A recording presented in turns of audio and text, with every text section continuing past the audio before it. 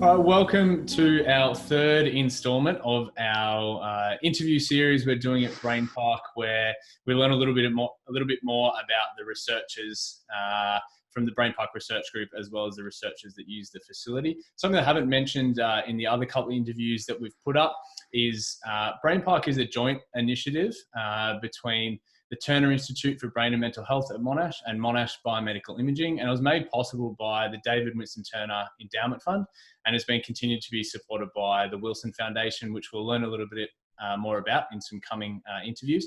But today, virtually sitting down with me is Professor Murat Yucel. Murat is the founding director of BrainPark. Welcome, Murat. Hi there. And something I've done, first question off the rank that I've done with the other couple of interviews, is tell us a little bit about yourself and basically why science, why a career in science. Mostly an accident, really. For me, it was a very unusual path in the sense that for me, it was not about science. It was very much about sport. And that was the only thing that I ever cared about in high school.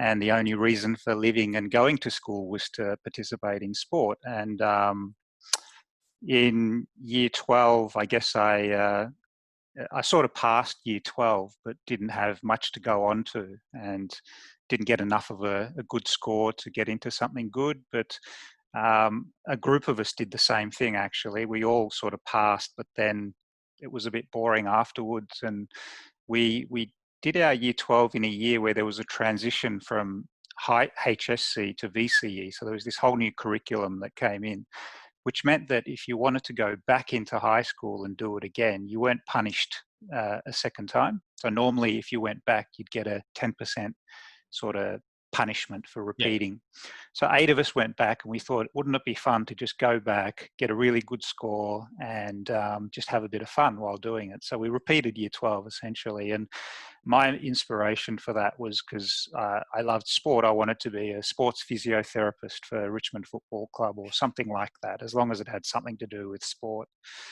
And I went back, I did year 12, got an okay score. It was much better than my first time, but unfortunately, the year I repeated year 12, physiotherapy went from being achievable to some ridiculous, you had to be, 95 plus score to get in. So I didn't get into that, even though I put all of my preferences for university was physiotherapy here, physiotherapy there. And then finally, there was this last, I had to fill in another box. I'd run out of all the physiotherapies, and it was this thing called psychophysiology. And because it had physiology, I thought must be something to do with physiotherapy or something. And that's the one I got into, which ended up being a course about ended up being a psychology and a physiology course, teaching you a lot about science at Swinburne. Yeah, not much technique on massaging footy players in that kind of course. Not at all. And even then, going into that course, I did a bit of science and didn't really enjoy it until there was a speaker that came in and he was a guest lecturer, and he talked about some of the work that he was doing in Alzheimer's disease and the sort of the brain science that he was doing to try and understand dementia. And I just went from 0 to 100 in terms of motivation, just seeing the kind of work that he did and the way he did it. And so chased him up and asked him, what do I have to do to sort of be like him, I guess? And he said, well, finish this course, get into clinical neuropsychology, do a PhD, this and that. And so I ended up doing all of that, and he became my supervisor. Nice. Well, fast forward then to 2015, when there's an opportunity, as I mentioned previously, with the David Winston Turner Endowment Fund. Yep. And with that opportunity, why BrainPark? I guess we were fortunate in 2015 to get that philanthropic funding to really look at a new framework for trying to help people with mental illness. And part of that was looking at the already good evidence coming out through lifestyle interventions. Things like exercise and mindfulness were showing a lot of promise in terms of being good for your thinking, your brain, your cognition, your emotion, your confidence, all of these things. But we didn't really have a good scientific understanding of how those lifestyle behaviors and interventions, how they actually work on you. So we started a program of research looking at, the benefits of exercise and different kinds of exercise, and what happens if you combine that with mindfulness. What if you give people both of those things? Do you get a double dose of the benefits and things like that? Unfortunately, once we started the studies, we ran into the issue that if we wanted to do those studies, we had to, transport people to a gym and get them to do certain exercises where we weren't in control, which meant sometimes we could access the gym, sometimes we couldn't, or the quality of the data that we were collecting were not as good because the gyms are not necessarily built for scientific data. And then we transport them to a mindfulness center, then to the imaging center. And along that path, that's a lot of steps for someone to want to engage in our studies. And so we thought, well, what if we actually built a purpose-built facility which was designed to look at, lifestyle modifiable behaviors and the science of it. And at the time I was working at, well, I still am, housed at the Monash Biomedical Imaging Facility, which has some of the, the best tools for looking at brain and mechanisms of brain function and structure in the world. We sort of brokered a deal with the director. What if we could actually build a purpose-built facility right here at Monash Biomedical Imaging called BrainPark, which essentially looks like a wellness center with all its gyms and wellness equipment and mindfulness and yoga, but actually sits on top of this amazing platform where we could understand what's actually going on in the brain, in the cognitions, in the body of people engaging in these lifestyle interventions. And not only that, in terms of a scientific perspective, but what if we could design it in a way that was like, wow, generated a lot of engagement and curiosity about what this facility is about, and had more of a sort of a community feel where you wanted to be a part of it rather than you were reluctant to be a part of it. So we really designed it in a way to not only get quality data about lifestyle interventions, but also to engage the public into science, which is good for their brain and body and mental health. And so we got some architects who were very much, their work was to design for the human experience. And that's what we wanted. We wanted to design a facility that was engaging for the participant, engaging for the researcher, engaging for everyone, to make sure that people keep coming back and had a good experience. And that's really important, because one of the things we know is that engagement is very poor in mental health, in services, in research, and we're trying to change that culture, I guess. Yeah. So that's how BrainPark was born. And for those who aren't aware, BrainPark, the facility opened in September 2018, and had kind of up until the start of this year kind of been chugging along nicely. And subjectively, the feedback from participants, researchers, was that the space was super engaging. And then objectively, from the stats we have about a couple of our interventions projects, the kind of engagement and the retention rates was something that the research group hadn't seen before in trying to run these studies out in the community. So it was definitely achieving what it was designed to be in kind of the first 18 months of operation. And then obviously 2020 comes along and everything gets turned on its head a little bit. So how is the group, the research group part of BrainPark kind of transitioned during this working from home period?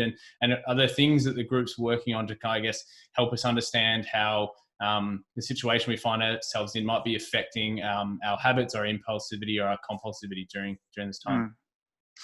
Yeah, it's interesting. I mean, more broadly speaking, I think the group's it's been a real, I think almost everyone's had an extra challenge put on them through the COVID experience, whether that's financial, whether that's relationship, mental health, and so on. Everyone's feeling additional pressure. But from the professional work sense, I think it's been a really interesting experience, because a lot of the people that we have at BrainPark are very multi-talented, like yourself, James, doing these podcasts, amongst other things. I didn't ask him to say that. There are, and I mean it sincerely, like there's so many people who come at BrainPark and they just happen to have a a public health, a master's in public health, or a stats, or various experiences that they don't actually play out in the day-to-day work setting. And what this opportunity has created for us is to really shift people around to do things that they would not do in their daily routine normally, but to cluster around projects that we can keep going, yeah, despite the circumstances, but that lean on people's skills that nobody knew they necessarily had. So all these multi-talented people are adding value to projects in different ways that we probably wouldn't otherwise have had, and working with different people that they normally wouldn't have. And I think it's actually bringing the group closer together overall.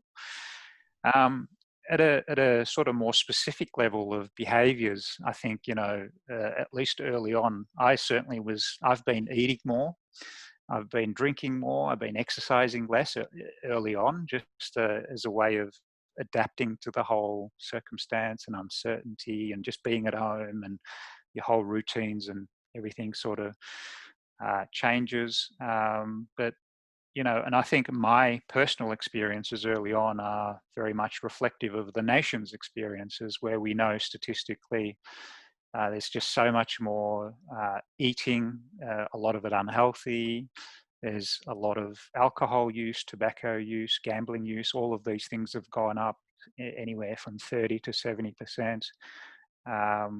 And, those are behaviors that we have to be mindful of in uncertain times. So I've managed personally to sort of turn a lot of those around once my routines have established. So I'm exercising, eating healthier, and drinking less, and so on. But yeah. Yeah. And is there a project, so is the group kind of working on anything to kind of try and collect data, I guess, try and understand what some of these impacts might have been? Absolutely. I think, there's a lot of work at the moment and a lot of discussion around the mental health and what impact this whole COVID is going to have on mental health. And I think there's no doubt it's going to have big effects on various aspects of mental health. I think a lot of groups are looking at things like depression and anxiety and suicidality and so on. We're looking at it a bit differently. I guess we see that a lot of these lifestyle behaviors, like if we're exercising regularly, sleeping well, eating well, keeping some social connections going, those things can actually provide a lot of resilience and buffering against mental ill health. And we're very much interested in trying to understand how the COVID pandemic has made those things better or worse. And we certainly know for a lot of people it's made it worse, but for other people it may have made it better. And so we want to try and map the changes in people's lifestyle behaviors together with their thinking. So periods of uncertainty also tend to not only make people revert to habits to gain control back over their life. Sometimes those habits can be good or bad, like eating, could be gambling. But sometimes people who are maybe more impulsive, uncertainty can make them more risk-taking as well. And so it can lead to risk-taking behaviors or short-term, they could be looking for short-term rewards, which are behaviors that, like gambling again, typically might provide some relief, some distraction, but in the long term are quite harmful. And over time, those harmful behaviors might mean you're sleeping less well, exercising less, eating less well, losing your social connections, which obviously then inevitably will lead to mental health problems. So in this study, we want to step one step prior to mental ill health or mental illness and look at the determinants of what changes in lifestyle and psychological decision-making thinking that might be risk factors for the development of mental illness. Yeah, cool. And if anyone out there who's listening, if you would like to learn a bit more about that project, or potentially kind of get involved, we'll put a description, a link in the description below. So just to finish off, Murat, as I finished off with the other interviews, why work at BrainPark? Why do a PhD at BrainPark? Why join us? Lots of reasons. Well, we try to. First of all, we have an amazing facility, BrainPark. We think of it as a playground for the brain, but it's also a playground for researchers. It's a playground for scientists.